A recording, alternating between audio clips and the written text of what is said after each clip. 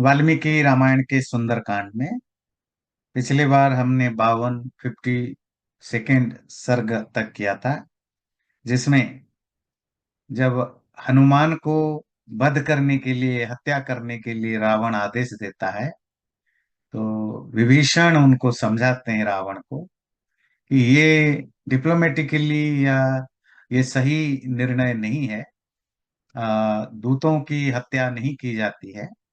आप उनको दूसरे तरह के दंड दे सकते हैं, पर वध करना ना एथिकली सही है, और दूसरा डिप्लोमेटिकली भी सही नहीं, क्योंकि फिर आपको पता ही नहीं चलेगा कि राम लक्ष्मण क्या करते हैं नहीं करते हैं। कम से कम ये वापस जाएगा फिर आएगा, आपको एक ट्रेल पता रहेगा। तो इसीलिए आप इनको दूसरे दंड दीजिए, पर वध मत करिए। रावण ने इस चीज को बहुत डीपली सोचा कि भाई विभीषण के द्वारा जो बातें कही गई वो टाइम एंड प्लेस, स्थान और काल की दृष्टि से बहुत ही अप्रोप्रिएट है। तो ये ऐसा रावण ने सोच के फिर कहा कि अच्छा, जो विभीषण ने कहा वो बिल्कुल ठीक कहा, हम ऐसा ही करेंगे। दूतों की हत्या करना निंदा के योग्य है सारे दुनिया में। तो इसे हम कोई दूसरा दंड जरूर देंगे, इसको दंड जरूर देंगे। तो क्या दंड है? तो रावण ने कहा कि देखो, ये वानर है, और इसकी कोई शरीर को बिगाड़ दो, और शरीर को बिगाड़ दो, क्योंकि ये दूतों की पनिश करने की एक तरीका है कि उनके बॉडी को आ, कुछ खराब कर दो, काट पीट दो। तो हम ऐसा करेंगे, वानरों की जो सबसे ज्यादा वो है, वो अपने पूंछ पर है, तो इसकी पूंछ को जला दो। तो जला हुआ पूंछ लेकर के जब जाएगा, तो उसके जो दोस्त है, मित्र है, फैमिली वाले हैं, मजाक उड़ाएंगे। तो इसको हमेशा याद रहेगा कि वो किसके पास गया था और क्या खराब कर्म करके आया था। तो रावण ने आज्ञा दी कि इसकी पूंछों को जला दो, खाली जलाओ नहीं, इसे पूंछ में आग लगाओ और इसको लेकर के बांध के लंका के हर गली चौराहे पर, सड़क पर घुमाया जाए, और जोर जोर से बताया जाए कि ये कौन था, और रावण की रावण के साथ पंगा लेने का क्या फल होता है। तो ये सब पब्लिक देखे और जाने। तो रावण की जब ये आदेश मिला, तो बाकी राक्षस लोग उसको पकड़ के ले गए, और वो जितने सूत वगैरह, सूत मतलब धागा, धागा या कपड़े जो भी था, ला करके उसकी पूंछों में बांधा।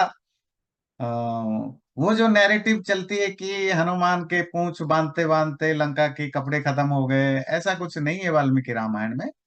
हाँ, वो सूत, सूत मतलब धागा। तो उसमें ये आता है कि उन्होंने धागा काफी सारा इकट्ठा करके, अलग अलग तरह की डोरियां, रस्सी, धागा, तो उसको लपेटा। इस बीच में हनुमान ने सोचा कि चलो इसी बहाने जब मुझे घुमाएंगे, तो पूरी लंकापुरी का दर्शन हो जाएगा, उनके जो दुर्ग हैं, किलाए हैं, या कोई ऐसी जगह जो मुझे देखने को नहीं मिला, तो इसी बहाने उनके पूरे शहर घूमने का मौका मिल जाएगा। तो राक्षस बड़े खुश होकर के शंख और जो भी भेरी, जो उनके पास इंस्ट्रूमेंट थे बजाने का, सब जोर जोर से बजाने लगे खुशी से। और उसको रावण के द्रोह आदि की, कि इसने रावण के साथ द्रोह किया, द्रोह मतलब दुश्मनी की, इसलिए सजा मिल रहा है, तो बड़े बड़े जोर जोर से चिल्ला चिल्ला करके लंका में हनुमान को सब जगह घुमाने लगे, और उसकी पूंछ में आग लगा दी। इन बिटवीन कोई जाकर के सीता को बताया, अशोक वन में, कि ऐसे जो तुम्हारे के लिए मिलने के लिए जो आया था हनुमान, उसके पूंछ में आग लगा दी गई है, और वो मर जाएगा। तो सीता को घबराहट हुई। तो उन्होंने प्रार्थना की कि मेरी जो तपस्या का बल है, जो मैंने जिंदगी में तपस्याएं की हैं, तो उस बल के आधार पर वो मैं प्रार्थना करती हूँ कि ये आग हनुमान को कष्ट न दे।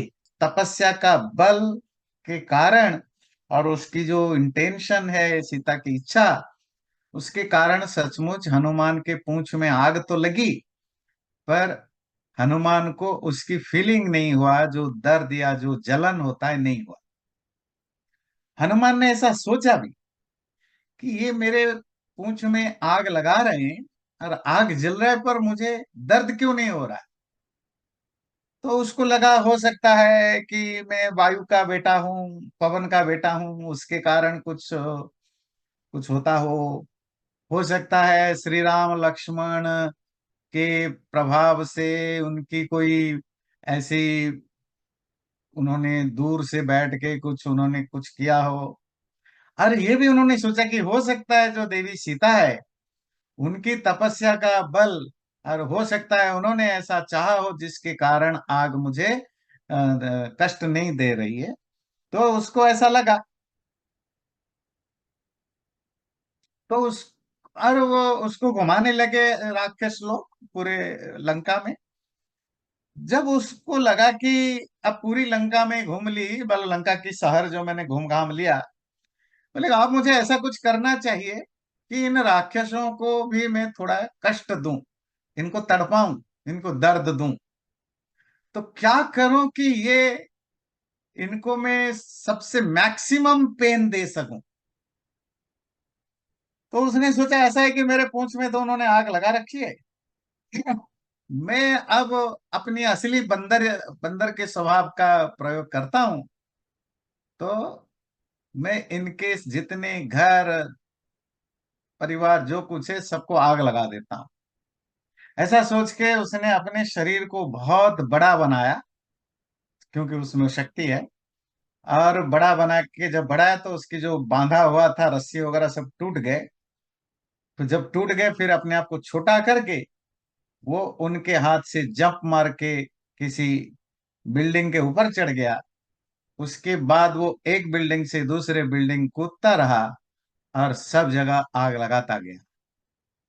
देखते देखते देखते देखते पूरे लंका के ज्यादातर जगह पर आग लग गया। वो घर हो, जो भी वहां कंस्ट्रक्शन है, जंगल हो, सब जगह आग लगा दी। रास्ते में विभीषण का घर, उसको पता लगा ये विभीषण का घर है, उसको उन्होंने छोड़ दिया। बाकी सब जगह इंक्लूडिंग रावण का घर जो है वो उसने जला डाला। पूरी लंका हु हु करके जल रही है। लोग, राक्षस, उनकी पत्नियां, बच्चे इधर उधर भाग रहे हैं, बहुत सारे मर रहे हैं। तो अचानक पूरे लंका में तहस नहस की तांडव होने लग गया।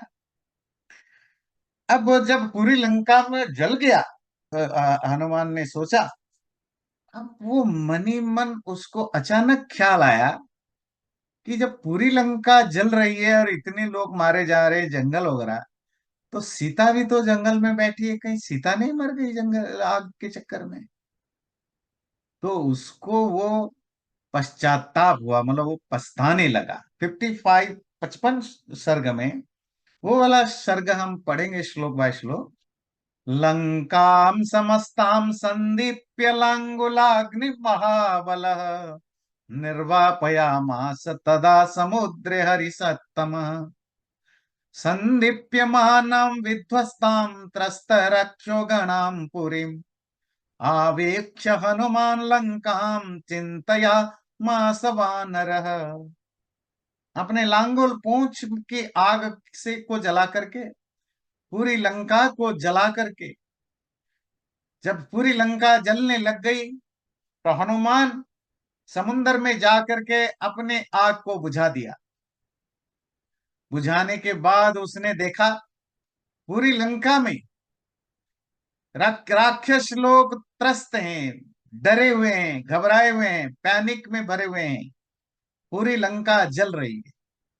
ऐसी पूरी लंका को जलते हुए देखकर वानर हनुमान ने सोचा, तस्याभूत महांत्रास कुत्सचात्मन्यजायत लंकां प्रदहता कर्म किंचित् कृतमिदं मया धन्यास्ते पुरुष श्रेष्ठ ये बुद्ध्या कोपमुत्थितम् निरुन्धन्ति महात्मानो दीप्तम अग्निमिवाम्भसा।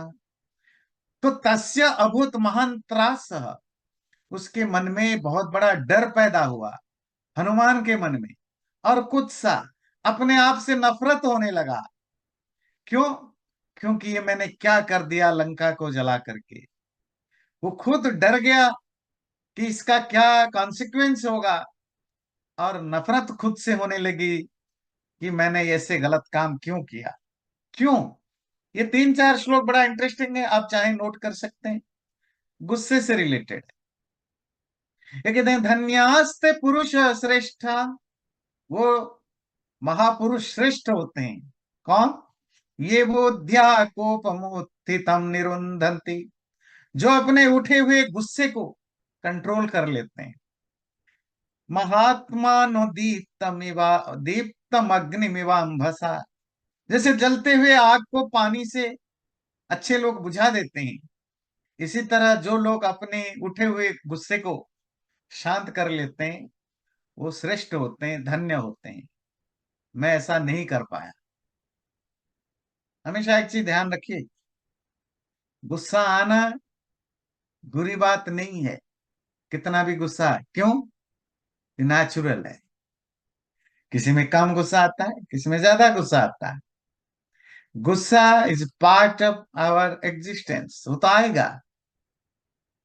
पर महान कौन होते? जो आए हुए गुस्से को कंट्रोल कर लेते हैं। जैसे किसी चीज को पाने की इच्छा करना, एक्सट्रीम इच्छा करना नॉर्मल बात है, पर अच्छे कौन होते हैं? जो उसको कंट्रोल कर लेते हैं।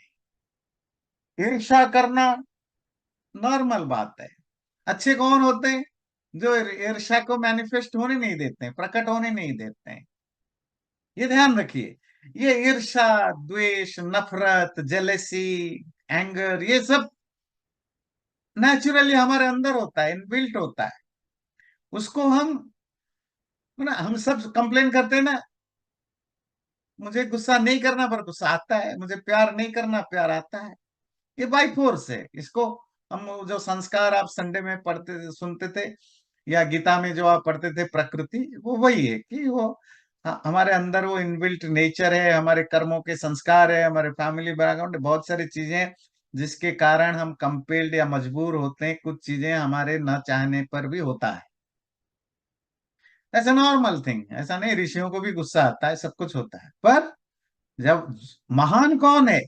जो अपने गुस्से को या नेगेटिव इमोशन को कंट्रोल करना जानते हैं, है ना। तो इसी को ये कह रहे हैं हनुमान कि धन्य है वो लोग जो अपने गुस्से को कंट्रोल कर लेते हैं, जैसे आग को पानी बुझाकर कंट्रोल किया जाता है। धन्य वो क्यों है? धन्य मतलब दे आर ग्रेट। क्यों? क्योंकि मैं ऐसा नहीं कर पाया, ये मेरे में कमी रह गई। देखिए आगे आगे 2-3 श्लोक बड़ा इंटरेस्टिंग है। और वो कहता है क्रुद्ध पापम न कुर्यात्, क्रुद्धो हन्यात् गुरुनपि, क्रुद्ध परुषया वाचा नर साधो न धिक्षिपेत। जब गुस्सा आता है ना, तो गुस्सा में आदमी क्या क्या पाप नहीं कर डालता, क्या क्या नहीं कर डालता। गुस्से में आने पर आदमी अपने गुरुजन, अपने से बड़ों की हत्या भी कर सकता है। गुस्से में आने पर आदमी अच्छे साधु तपस्वी लोगों को कड़वी बातें भी बोल सकता है। वाच्या वाच्यम प्रकुपितो न बीजानाति कर्हिचित, ना कार्यमस्ति क्रुद्धस्य ना वाच्यम विद्यते क्वचित। जब व्यक्ति प्रकुपित होता है, जब गुस्से में होता है ना, क्या बोलना चाहिए क्या बोलना नहीं चाहिए वो बिल्कुल नहीं जान पाता। ना अकार्यमस्ति, क्या करना चाहिए क्या नहीं करना चाहिए, कुछ नहीं जान पाता। और बड़े इंटरेस्टिंग सेकेंड लाइन है, गुस्से में भरा हुआ व्यक्ति के लिए कोई भी कार्य अकार्य नहीं है। अकार्य मतलब कोई भी चीज बुरा नहीं है, वो कुछ भी कर सकता है। नावाच्यम, ऐसा कोई बात नहीं है जो नहीं बोल सकता। अर्थात एक आम जीवन में जो आप नहीं करना चाहते हो, गुस्से में आप कुछ भी कर सकते हो। कुछ भी मतलब कुछ भी आप मार सकते हो, खुद को मार सकते हो, दूसरों को मार सकते हो, आप दूसरों को जहर दे सकते हो, खुद जहर ले सकते हो, मतलब आप कुछ भी कर सकते हो ना जब गुस्से में आता है। तो गुस्से में आने हुए व्यक्ति के लिए कोई भी चीज अकार्य नहीं होता है, कोई चीज ऐसा नहीं कि जिसको नहीं करना। किसी के साथ कुछ भी कर सकता है, खुद के साथ भी कुछ भी कर सकता है। और नंबर टू, अवाच्य, ऐसा कुछ नहीं जो अनअटरेबल हो, जो वो नहीं बोल सकता। वो आम जिंदगी में जो कभी नहीं बोलता, गुस्से में आने पर वो किसी भी हद तक गालियां दे सकता है। अपने कितने भी रेस्पेक्टेबल सम्मान के योग्य व्यक्ति हो, उसको वो नीचा दिखा सकता है। तो उसकी वाणी और उसकी कर्म, ये दोनों किसी भी लिमिट को पार कर सकते हैं गुस्सा आने पर। ये गुस्सा की जो जो जो क्रोध है, उसकी ये नेचर है। तो इसीलिए ये बड़ा इंटरेस्टिंग गुस्से को डिफाइन करने का है। यत् समुत्पतितं क्रोधम क्षमयेव निरस्यति, यथोरगस्त्वचं जीर्णं स वै पुरुष उच्यते। इसीलिए जिन लोगों के अंदर गुस्सा आता है, उत्पतितम, गुस्सा उछल के आता है, वो क्षमा से, फॉरगिव से उसको रोक देते हैं। जैसे कोई सांप अपनी पुरानी स्किन को, पुराने चमड़े को निकाल के फेंक देता है, इसी तरह जो लोग अपने अंदर पैदा हुआ गुस्सा को क्षमा से दूर कर देते हैं, वो सवई पुरुष, वो रियल मैन होता है ना, कहते हैं ना, ये एक्चुअली यही असली असली मनुष्य होता है। तो एक छोटी सी चीज उन्होंने बताया कि गुस्सा को किससे ठंड ठंड ठंड कर सकते हो? क्षमया, क्षमा से, फॉरगिवनेस से। हो सकता है हम अपने लाइफ में इंप्लीमेंट करके देखें। तो गुस्सा से को क्षमा से कंट्रोल किया जा सकता है। जैसे सांप अपनी पुरानी स्किन को निकाल के फेंक देता है, ऐसे जो व्यक्ति गुस्सा को क्षमा के द्वारा, क्षमा पानी है, ठंडा करता है, वही रियल मनुष्य होता है। मेरे जैसे जो आज मैं कर डाला, ये तो गलत था, ये गुस्से के कारण मैंने ये कर डाला। तो ठीक है, ये खूबसूरत मैसेज है। धिगस्तु मां सुदुर्बुद्धिं निर्लजं पापकृत्तमं अचिन्तयित्वा तां सीतामग्निदं त्वा स्वामी घातुकम। धिक्कार है मुझे, मुझे, अब वो खुद को क्रिटिसाइज कर रहा है। धिक्कार है मुझे जिसकी बुद्धि बिगड़ गई है, जो निर्लज, शेमलेस से, पापकृत्तमम, पापियों में सबसे बड़ा है। क्यों मैं, मुझे धिक्कार होना चाहिए? क्योंकि मैंने सोचा नहीं, क्या, कि सीता भी अग्नि से मर सकती है। और अगर सीता अग्नि से दग्ध हो सकती है, तो मैं अपने मालिक का भी हत्या कर चुका हूं। मैंने बहुत बड़ा पाप किया, अपने मालिक का भी जो काम है वो भी खराब कर दिया। यदि दग्धा त्वयं लंका नूनमार्यापि जानकी, दग्धा तेन मया भर्तृर हितं कार्यमजानता, यदर्थमयमारंभ तत्कार्यमवसादितं, मया हि दहता लंकां न सीता परिरक्षिता। अगर लंका जल गई है पूरी की तरह, तो इस नगरी में देवी जानकी भी रहती है, जरूर देवी जानकी भी जल गई होगी। और ये मैंने अनजाने में अपनी मालिक का क्या नुकसान कर बैठा। जो काम मैंने खुद शुरू किया था, इतने मुश्किल से समुंदर पार करके देवी सीता को ढूंढ निकाला था, वो काम ही, जो सफलता मुझे मिली थी, वो सफलता भी बेकार चली गई। लंका को जलाते जलाते न सीता परिरक्षिता, मैं सीता को भी नहीं बचा पाई। ईशत कार्यम इदम कार्यम कृतमासिन्न संशय, तस्य क्रोधाभिभूतेन मया मूलक्षय कृता। थोड़ी बहुत जो मेरी डिप्लोमेसी का काम था, दूत बनने का कार्य था, उसका एक छोटा सा हिस्सा मैंने कर दिया था। पर क्रोधाभिभूतेन, गुस्से के कारण ओवरवेल्म्ड होकर के, मैंने अपनी न केवल जो इंटरेस्ट खराब कर दिया, तो जो कैपिटल है, जो मूलधन है, उसका भी मैंने नष्ट कर दिया। तो आप 500 रुपए की मूलधन, आपको पहले पहले भी बताया था ना, मूलधन मतलब जो कैपिटल इन्वेस्टमेंट है।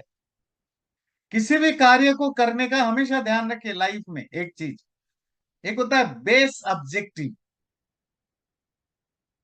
और एक होता है जो एक्स्ट्रा बेनिफिट्स।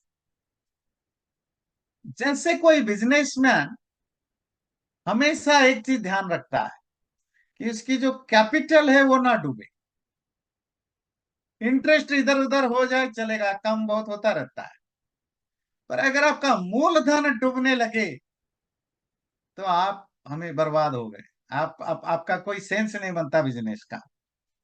इसी तरह लाइफ में आप कुछ भी करिए, आप घर खरीदे, रिलेशनशिप संभालते हैं, पॉलिटिक्स करते हैं, बिजनेस करते हैं, कुछ भी करते हैं, अगर उसकी जो बेस, जो जो मिनिमम रिक्वायर्ड चीजें हैं, अगर वो आपकी कॉम्प्रोमाइज हो रहा है, आप कुछ बड़े अचीव करने के चक्कर में या इमोशनली ओवरवेल्म्ड होने के चक्कर में जो बेस अगर बिगड़ रहा है, तो आप इंटरेस्ट तो छोड़िए, जो उसकी सूद ब्याज मिलना चाहिए वो तो डूबा, तो आपकी बेस भी डूब गया, तो आप हमेशा के लिए बर्बाद हो गए।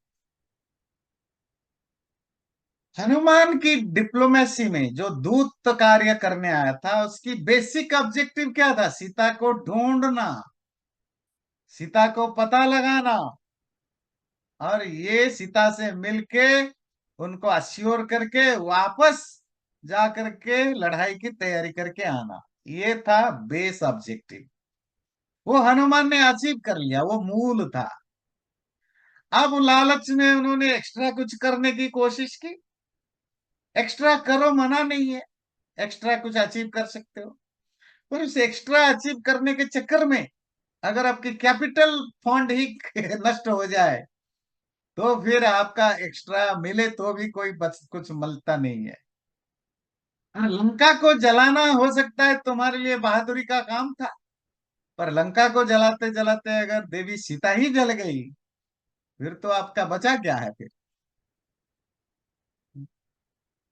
तो मैं एक वो मूवी देख रहा था, बड़ा इंटरेस्टिंग।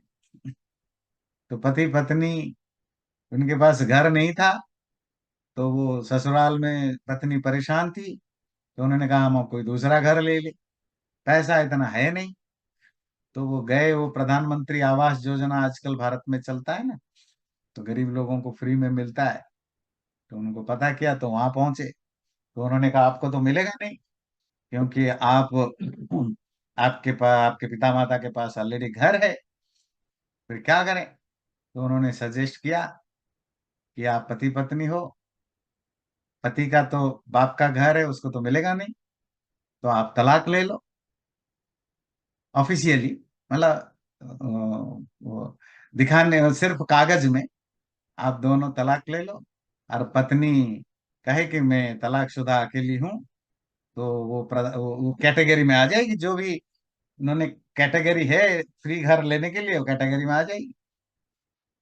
तो उन्होंने लालच में पड़ के हाँ कर दिया। बोले किसी को पता नहीं चलेगा, तो जब घर मिल जाएगा तो साथ में रह लेंगे, थोड़ी देर के बाद फिर दोबारा शादी करके ऑफिशियली, तो फिर रह जाएंगे, घर तो मिल गया फ्री में। ये लालच है। लालच में देखे, गुस्सा हो, लालच हो, सबके सब तो वही नुकसानकारी तो होते हैं, पर वो तब तक सही हो सकते हैं जब तक आपका मूलधन बचा रहता है। मूलधन यहाँ क्या है? अब शादीशुदा कपल हो, आपको घर चाहिए, पर घर तो सेकेंडरी है, पहली चीज है कि आप शादीशुदा, आपकी विवाह, आपकी आपकी जो लाइफ है वो खुशी रहे। तो उन्होंने मान गया और चुपचाप जाके कोर्ट में तलाक ले लिया। हम्म। अब वो महीने, 2 महीने, 4 6 महीने तक तो ऐसे ही छुपा के रहे।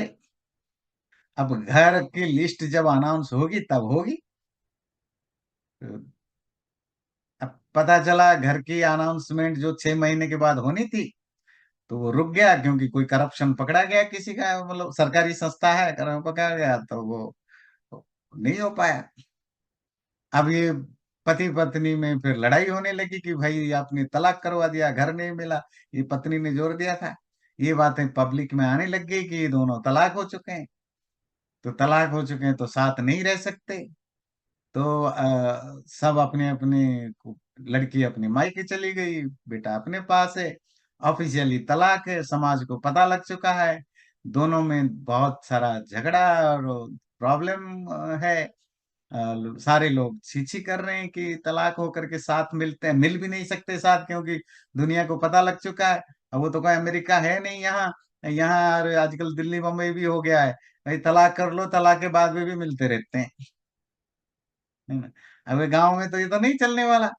भाई तलाक करते हो तो फिर कैसे साथ रहोगे? तो बड़ी मुसीबत है।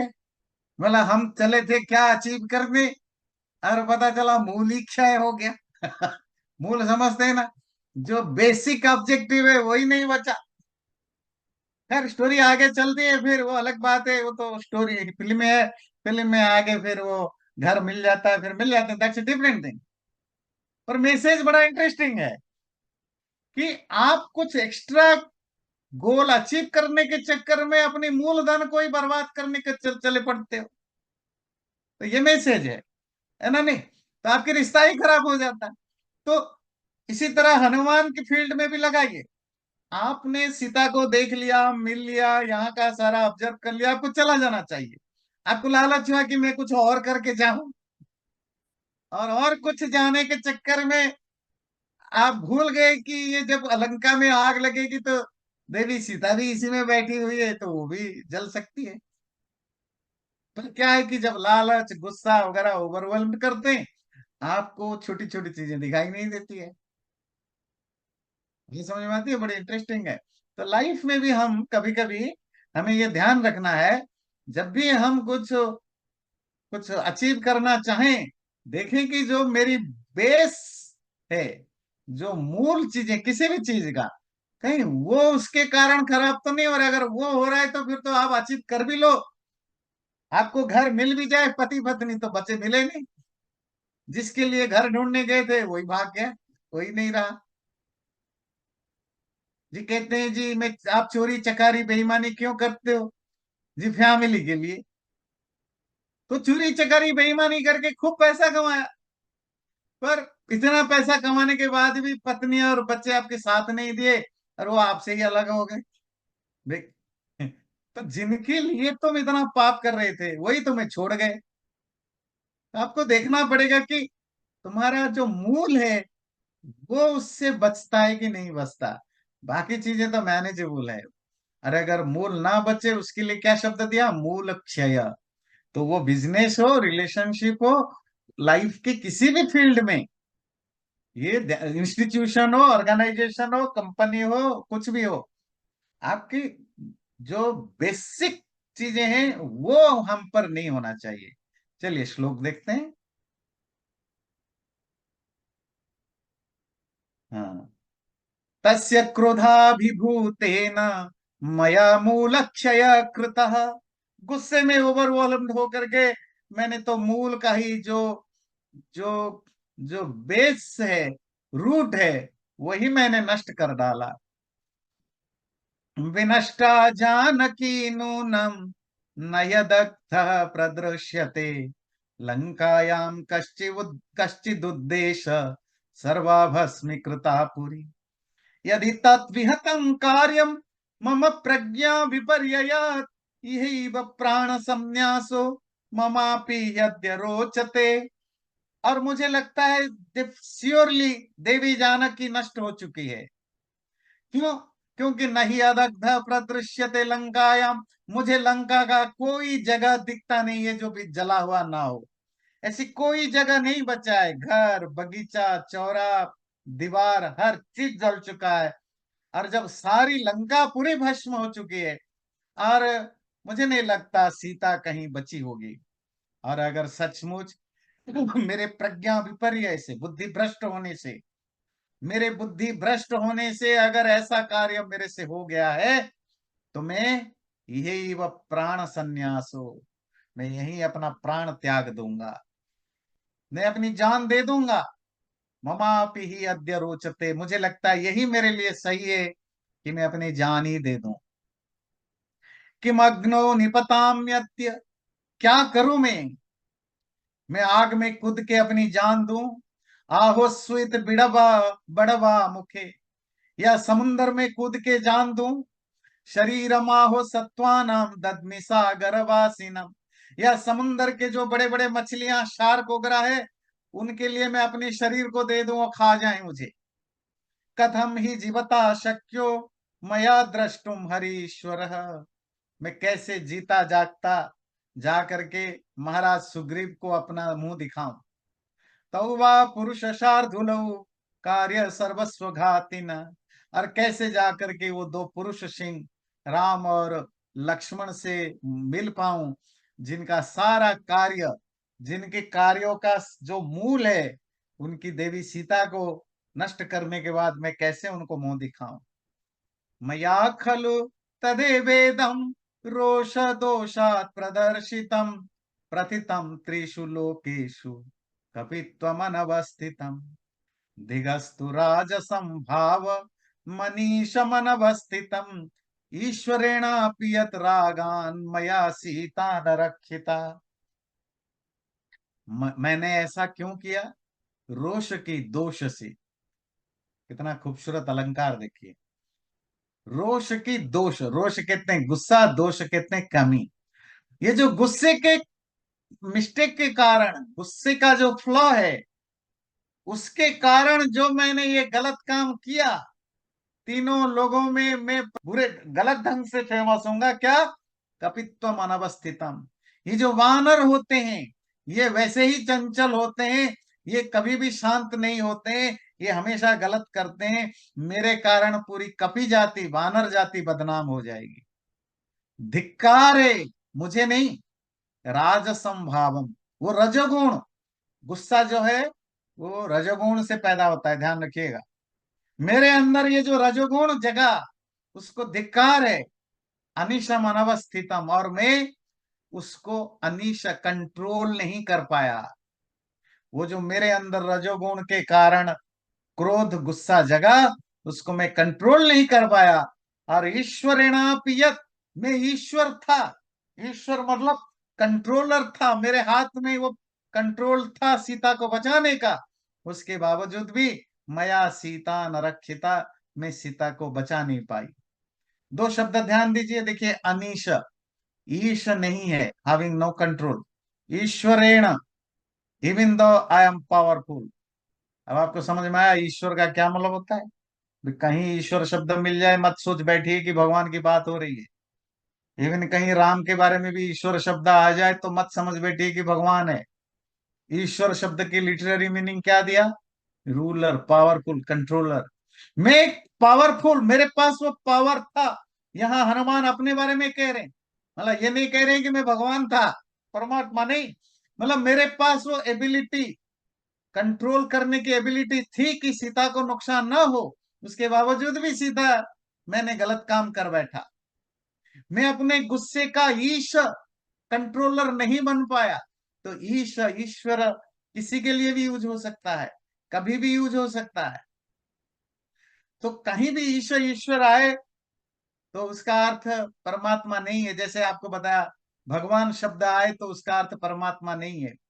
तो बहुत सारी चीजें जब आप संस्कृत में लिटरेचरों को पढ़ते हैं, उन शब्दों के सही अर्थ को समझते हैं, तो आपको बहुत क्लैरिटी आएगी। जो ये जो हम बात बात पर हर किसी को भगवान ईश्वर बनाते फिरते हैं और शास्त्रों को कोट कर देते हैं, तो आपको समझ में आया कि कैसे अलग कॉन्टेक्स्ट में ये शब्द यूज होते हैं। तो हनुमान की ये वाक्य में भी देखिए, वो अपने आप को दो बार करते हैं, मैं गुस्से का ईश नहीं कर पाया, कंट्रोल नहीं कर पाया, और ईश्वर होते हुए भी, कंट्रोलर होते हुए भी मेरे पास वो कंट्रोल पावर था कि मैं सीता को बचा सकता था, पर मैं बचा नहीं पाया। विनष्टायाम तो सीतायाम तावुभौ विनशिष्यत, तयोर्विनाशे सुग्रीवः सबंधुर विनशिष्यति। और मेरी इस स्टुपिडिटी के कारण, जो मैंने किया, सीता अगर, देवी सीता अगर इससे नष्ट हो गई है, तो इसका आगे का लॉन्ग कॉन्सिक्वेंस, आगे का लंबा फल क्या होगा। देवी सीता के नष्ट होने पर वो दोनों भी अपने आप को नष्ट कर देंगे, राम और लक्ष्मण। और राम लक्ष्मण के बिना नष्ट हो जाने पर सुग्रीव अपने बंधु के साथ, अपने रिश्तेदारों के साथ भी अपने आप को नष्ट कर देगा। एतदेव वच श्रुत्वा भरतो भर्तृवत्सलः धर्मात्मा सह शत्रुघ्न कथम शक्यति जीवितम। और जब वो अपने भाई से बेहद प्यार करने वाला भरत को ये पता चलेगा कि उसकी देवी भाभी का मृत्यु हो चुका है, उसके उसके विरह में राम लक्ष्मण दोनों की मृत्यु हो चुका है, अब वो धर्मात्मा भरत अपने भाई के साथ भी कहाँ जिंदा रहेगा, वो भी अपने आप को मार डालेंगे। इक्ष्वाकु वंशे धर्मिष्ठे गते नाशम संशयम् भविष्यन्ति प्रजा सर्वा शोक संतप्त पीड़िता। जब पूरा का पूरा इक्ष्वाकु खानदान में सब मर जाएंगे, चारों के चारों भाई, तो फिर उनके शोक में अयोध्या नगर के रहने वाले लोगों की क्या हालत होगी। तदहम भाग्य रहितो लुप्त धर्मार्थ संग्रह रोष दोष परितात्मा व्यक्तम लोक विनाशन। और मैं अपने धर्म और अर्थ को ठीक ठीक संभाल के नहीं रख पाया, भाग्य रहित, अपने भाग्य का, अपनी फॉर्च्यून का डिस्ट्रॉय, नष्ट करने वाला, रोष के, अपनी गुस्से की कारण मैंने पूरे संसार का, पूरे समाज की बर्बादी का कारण बना। देखिए, हमारे कर्म, जो भी हम कर्म करते हैं ना, ये लाभ कर्म के रिलेटेड भी बहुत इंटरेस्टिंग एक बातें हैं। हम जब कर्म सिद्धांत की बात करते हैं, हम ज्यादा फोरसाइट नहीं होते हैं, तो ये बड़ा इंटरेस्टिंग चीज बताता है, हमारे कर्मों का जो फल है वो कैसे चेन रिएक्शन देता है। कभी आपने कोई वीडियो वगैरह ऐसा देखा है, चेन रिएक्शन? जैसे आपकी गाड़ी दूसरी गाड़ी से टकराई, तो आपको लगा मेरी गाड़ी से एक गाड़ी टकराई, वो गाड़ी दूसरी गाड़ी से टकराई, वो तीसरी गाड़ी 10 गाड़ियों से टकराई। आपकी एक गाड़ी की गलत ड्राइविंग से अगर ट्रैफिक ऐसा हो, तो हो सकता है 5-7 गाड़ियां एक दूसरे से टकराए हो, उनमें कितने लोग मारे गए हो। ये चेन कॉन्सिक्वेंसेस होते हैं। इसी तरह जब अच्छा काम आप करते हैं, सपोज आपने एक गरीब आदमी की बहुत मदद कर ली। चलो एक छोटा एग्जाम्पल लेते हैं। एक गरीब घर का बच्चा है, बहुत गरीब घर का बच्चा, उसको पढ़ाई में ठीक ठाक है और आपने उसको पढ़ाई के लिए हेल्प कर दी। आपने कहा मैंने एक बच्चे को हेल्प कर दिया, आपके लिए तो एक आपने अच्छा काम किया। चेन रिएक्शन देखिए, वो बच्चा जब आपके छोटे से पैसे से पढ़ लिख गया, उसकी लाइफ तो सुधर गई, उसकी पेरेंट्स की जिंदगी सुधर गई। अब वो अच्छा खा पाएंगे, रह पाएंगे घर, क्योंकि उसका बच्चा पैसा कमाने लग जाए 5-10 साल के बाद। उसके पेरेंट्स की रहन सहन अच्छा हो गया, उनके रिलेटिव्स को भी वो हेल्प कर पाएंगे। उनके जो खुद का वो बच्चा जिसको आपने हेल्प किया, उसकी जो खुद के अगला जनरेशन आएगा, अब वो गरीबी में नहीं होगा। उस तरफ भी आपने, आपको पता नहीं, आपने एक बच्चे की पढ़ाई को हेल्प करके आप कितने जनरेशन को सुधार डाला, और कितने लोगों की लाइफ में आपकी उसके कारण सुधर गया। ये जो चेन रिएक्शन है, आपको पता नहीं है, पर ये चलता रहता है, अच्छा या बुरा दोनों स्थिति में। इसी तरह किसी के कारण किसी को कोई मर जाता है, मतलब हमारे कारण नोइंगली अननोइंगली कोई मर जाता है ना, या उसको नुकसान पहुंचता है, उसके शरीर को नुकसान हो जाता है।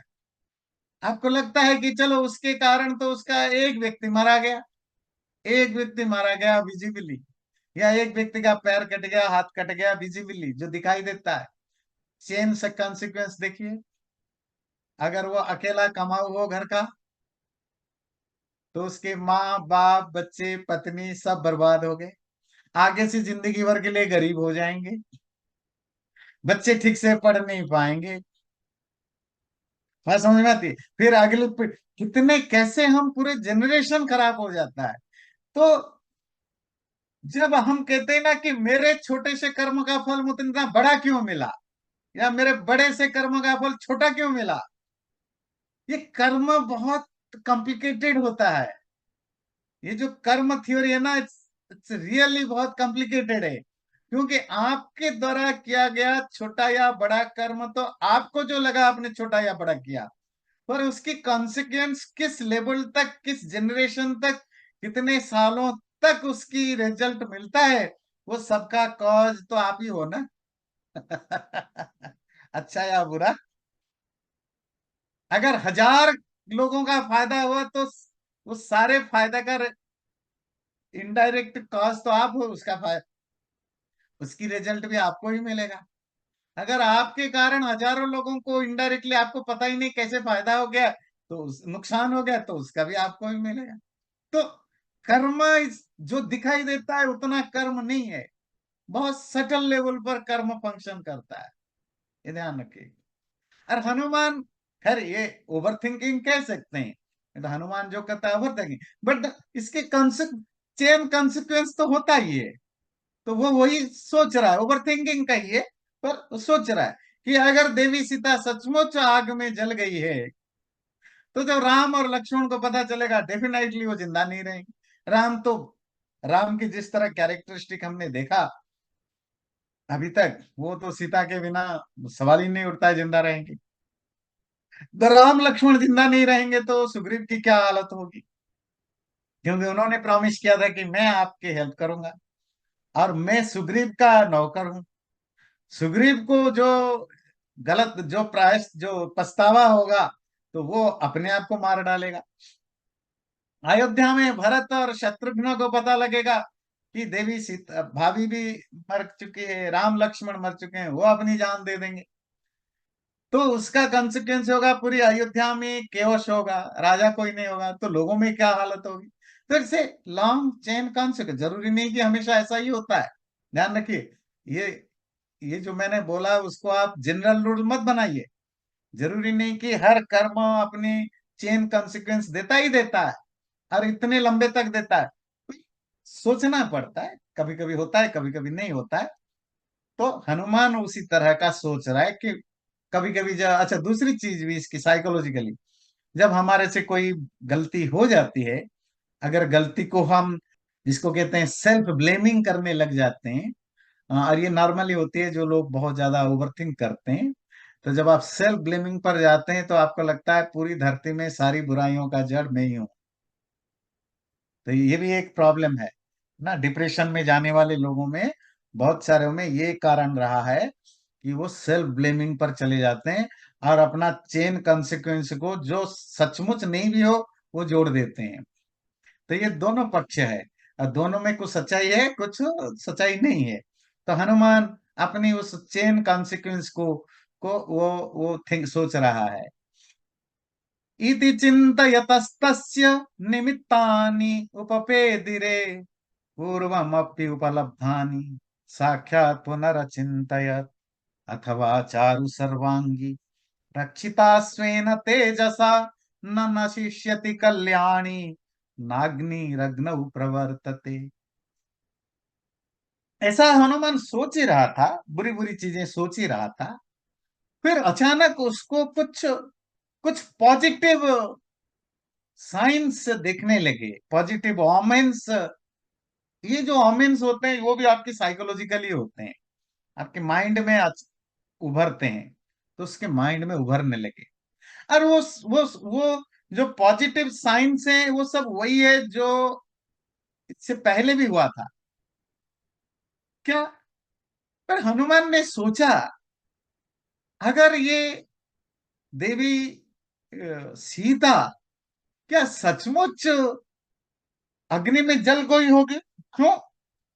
क्योंकि हो सकता है कि देवी सीता अपने ही तपस्या के बल से बच गई हो, क्योंकि देवी सीता अपने आप में आग है, और आग आग में नष्ट नहीं होता। ये क्या चीज है? एक दो श्लोक लेते हैं, पर इसमें एक इंटरेस्टिंग चर्चा करेंगे। नहीं धर्मात्मनस्तस्य भार्याममित तेजसः स्वचारित्राभिगुप्तां ताम स्प्रष्टुम अर्हति पावक। धर्मात्मा राम की पत्नी है सीता। धर्मात्मा राम की भी अपनी धर्म का बल है, तपस्या का बल है, और उनकी उसका भी प्रभाव सीता पर रहेगी। और सीता अपने आप में अमित तेजा, इमेजरेबल पावर है सीता के पास। किस चीज की? अपनी तपस्या का, अपनी धर्माचरण का, अपनी चरित्र रूपक जो उनकी सत्य चरित्र है, उस कैरेक्टर की भी जो जो तपस्या का बल है, इस बल से आग उनको कभी छू नहीं सकता। आपको बहुत पहले भी हमने डिस्कशन किया था कि रामायण और महाभारत आदि में हम दो तरह के स्ट्रेंथ देखते हैं। एक तो आपकी फिजिकल स्ट्रेंथ, और जो ट्रेनिंग, जो आपने अस्त्र शस्त्र चलाने जानते हैं, और फिजिकल स्ट्रेंथ, ये एक स्ट्रेंथ है, बल। दूसरा बल हम क्या देखते हैं? तपोबल, तपस्या का बल, जो ऋषि मुनियों के पास होता है। वो कोई अस्त्र शस्त्र लेकर नहीं चलते हैं, कोई फिजिकली स्ट्रांग नहीं होते हैं, पर तब भी उनकी तपस्या में इतना बल होता है कि बड़े बड़े राक्षस, इंद्र, चंद्र, देवता उनसे डरते हैं। क्योंकि किसी, है ना? तो राम एक धर्मात्मा है। जो आप रामायण में बार, अभी भी हनुमान ने बोला धर्मात्मा।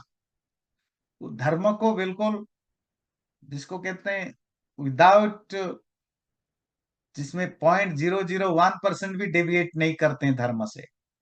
उसका अपना एक बल होता है। जब आप योग दर्शन पढ़ेंगे तो आप देखेंगे, जो तीसरे पाद में, विभूति पाद में, जो व्यक्ति तपस्या, अहिंसा, सत्य, है ना, आदि आदि का बिल्कुल जेन्युइनली पालन करता है, तो उसके अंदर कैसे तपोबल पैदा होता है, स्ट्रेंथ ऑफ ऑस्टिरिटी पैदा होती है।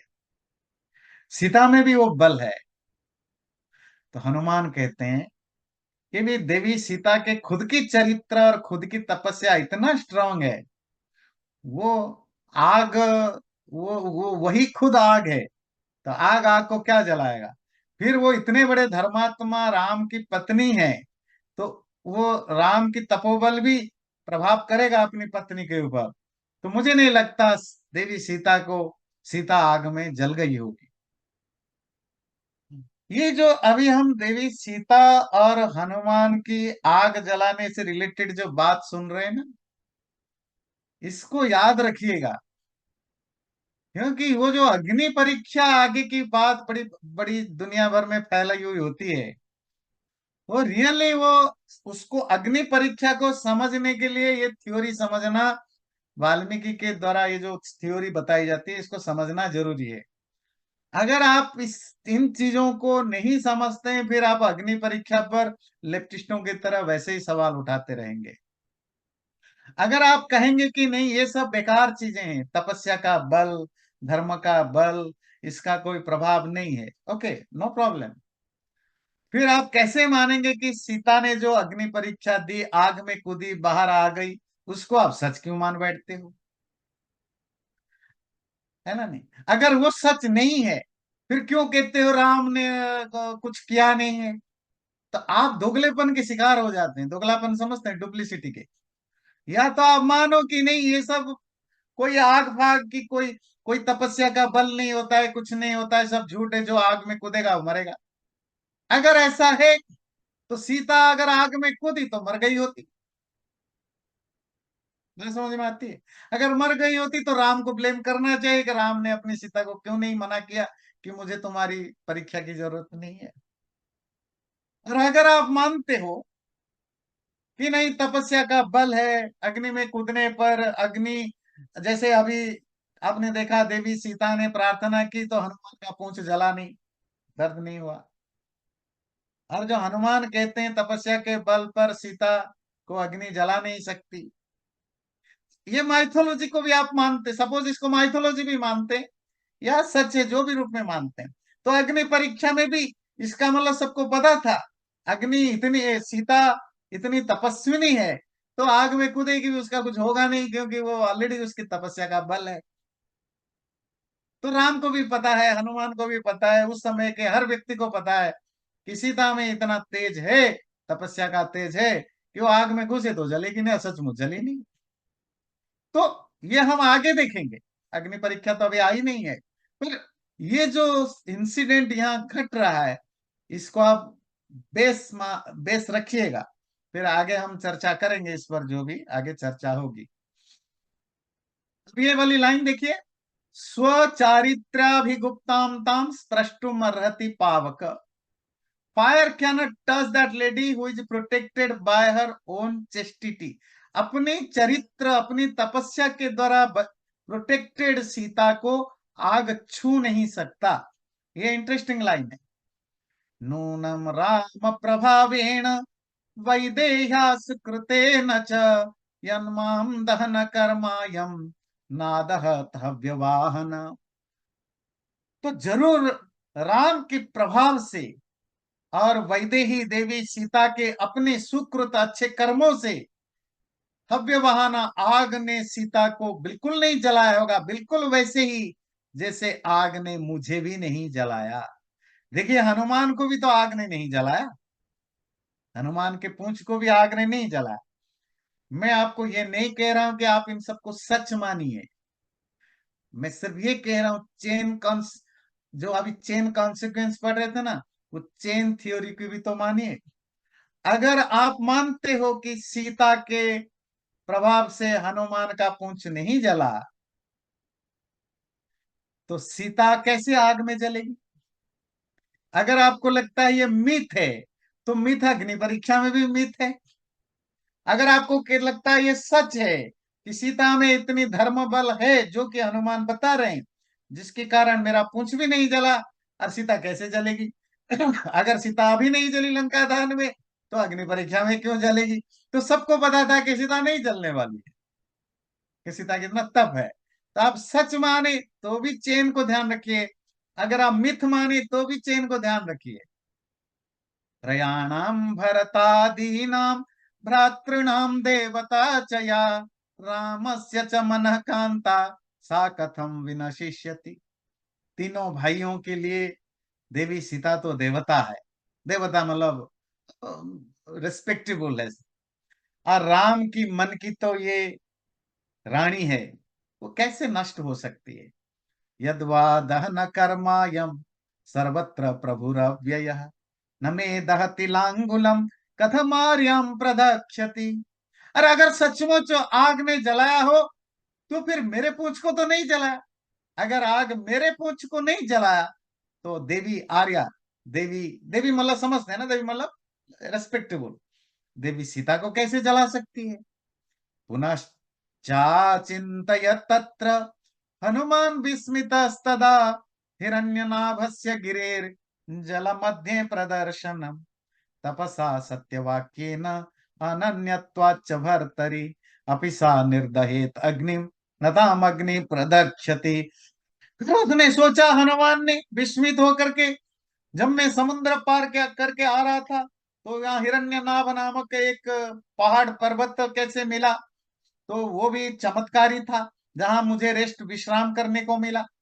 और तपस्या और सच बोलना, ये दोनों ये बड़े इंटरेस्टिंग है। सत्य, सत्य और तपस्या, इन दोनों के बल से सीता अग्नि को जला सकती है, पर ताम अग्नि न प्रदक्षति, पर सीता को अग्नि जला नहीं सकती।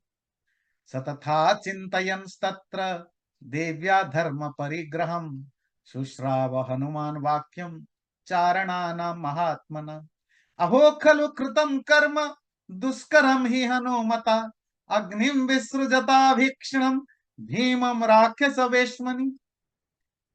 हनुमान ऐसा सोच ही रहा था, देवी सीता के धर्म के बारे में, तपस्या के बारे में, और उसी समय उन्होंने सुना चारण महात्माओं की आवाज। क्या चारण महात्माओं की आवाज थी कि हे हनुमान, आपने बहुत अच्छा काम किया, बहुत ही मुश्किल काम किया आपने, जो कोई नहीं कर सकता था। आपने देखते देखते इतने बड़े भयंकर, इतना बड़े लंका नगर को भयंकर आग में झोंक दिया। ये चारण महात्मा कौन होते हैं? चारण कहते हैं चलने वाले, चलते फिरते रहने वाले। तो अलग अलग कैटेगरी के जो लाइफ होते हैं, उसमें एक होते हैं सिद्ध। तो जो ऋषि लोगों की या तपस्वी लोगों की इतनी सिद्धि हो गई है कि वो बिना पैदल चले एक जगह से दूसरी जगह जा सकते हैं, आकाश में जा सकते हैं। इनको चारण महात्मा कहते हैं, सिद्ध भी कहते हैं। और इसका प्रोसीजर क्या होता है?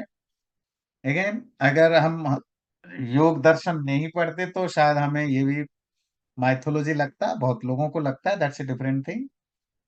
पर पतंजलि के योग दर्शन में तीसरे पाद में बहुत अलग अलग साधनाओं का क्या क्या फल होता है, जो सुपर ह्यूमन पावर, जो स्ट्रेंथ आता है, उसकी वर्णन है।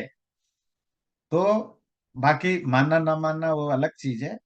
पर ये ऋषियों में इस तरह, उन ऐसे ऋषियों को चारण कहते हैं जो आकाश में उड़ते उड़ते जाते हैं।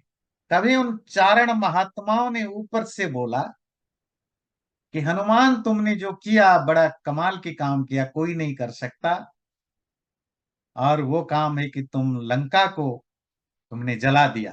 प्रपलायित रक्ष्य स्त्री बाल वृद्ध समाकुल जनकोलहलाघ्माता क्रंदन्ति वाद्रिकंदरैः दग्धेयं नगरी सर्वा साट्टा प्राकार तोरण जानकी न च दग्धेति विस्मयोद्भुत एव नः। हे हनुमान, तुमने जो लंका में आग लगाई, सारे राक्षस अपनी पत्नी बच्चे बूढ़े लोगों को लेकर के इधर उधर भाग रहे हैं, इतने जोर जोर से चिल्ला रहे हैं, पहाड़ों के गुफाओं में से इको, है ना, वो इको ध्वनि वापस आ रही है। पूरी अयोध्या की नगरी दग्धा जल गई है। बड़े बड़े बिल्डिंग्स, मार्केट्स, रैम्पेट्स, दीवार, सब कुछ जल गए हैं। और तुम्हारे खुशखबरी के लिए बता दें, जानकी न दग्धा, देवी जानकी जली नहीं है। विस्मयोद्भुत एवं, हमारे लिए भी ये बड़े आश्चर्य की बात है। सनिमित्तैश्च दृष्टार्थी कारणैश्च महागुणैः ऋषिवाक्यैश्च हनुमान अभवत् प्रीतमानस। इस तरह अपने अंदर जो एक इंट्यूशन आया कि देवी सीता जली नहीं है, और जो उसने लॉजिकली कंक्लूजन निकाला कि देवी सीता जली नहीं है, तीसरा ये जो ऋषि लोग उड़ के जा रहे थे, इन ऋषियों की बातों से जो पता चला सीता जली नहीं है, हनुमान अभवत प्रीत मानस, हनुमान का मन प्रीत खुश हो गया। तब ततः कपि ततः कपि प्राप्त मनोरथार्थता मख्यताम राजसुताम विदित्वा प्रत्यक्षतस्ताम पुनरेव दृष्ट्वा प्रति प्रयाणाय मतिम चकार। जब हनुमान जी का जो वो चाह रहे थे ऐसा ही घटना है, ऐसा उन्होंने जाना, तब उनको लगा कि मैं एक बार राजकुमारी सीता को अक्षत, उनको कोई चोट नहीं लगी है, ऐसी अवस्था में एक बार देख लूं, और देख करके फिर मैं नमस्कार करके प्रणाम करके मैं यहां से चला जाऊंगा। ऐसा सोच करके हनुमान वापस अशोक वन में जाते हैं। देखते हैं वहां सब कुछ जल चुकी है, पर देवी सीता सुरक्षित हैं, उनको कुछ नहीं हुआ है। तो हनुमान देवी के पास सीता के पास जाते हैं दोबारा, उनसे मिलते हैं। जब सीता ने उनको देखा तो कहते हैं हनुमान, तो हनुमान ने प्रणाम करके बोला कि अच्छा है, आप, मुझे बहुत चिंता थी, आप सेफ हो, मुझे बड़ी खुशी हुई। अब मुझे आज्ञा दीजिए, मैं चलूं।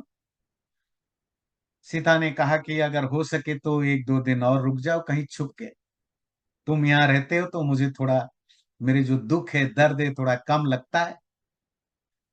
और जब जाओ तो प्लीज मेक श्योर करना, जल्दी से जल्दी वापस आना। राम लक्ष्मण सुग्रीव जो तुमने कहा है कि बड़े सारे वानर भालू वगैरह सब लेकर आएंगे, क्योंकि क्या पता मैं कितने दिन जीऊंगी, क्या पता तुम जब आओ रावण ने मुझे मार दिया हो। तो कुछ भी करके जितना जल्दी हो सके आ जाओ, रुक सकते हो तो रुक जाओ। पर हनुमान ने कहा कि नहीं, जितना जल्दी अब मेरा सारा काम हो गया है, मुझे जितने जल्दी है मुझे जाना पड़ेगा। हनुमान ने राम और लक्ष्मण के आने के बारे में सीता जी को आश्वस्त किया, चिंता मत करिए, मेरे जाते ही यात्रा शुरू हो जाएगी और जल्दी से जल्दी हम पहुंचेंगे। तो उन्होंने सीता जी से विदाई ली। विदाई लेकर के एक ऊंचे से पहाड़ पर कूदा। पहाड़ पर बैठ के अब वो समुंदर पार करने के लिए थोड़ी बहुत अपने बल को इकट्ठा किया, एक्यूमुलेट किया। अब वो फिर उड़ के उड़ने लगे। अगले बार हम जानेंगे तो समुंदर को पार करके वो अब दूसरे किनारे पहुंच जाएंगे। तो आगे क्या होता है हम नेक्स्ट टाइम देखेंगे। चैनल को सब्सक्राइब जरूर करें और वीडियो अच्छा लगे लाइक भी जरूर करें।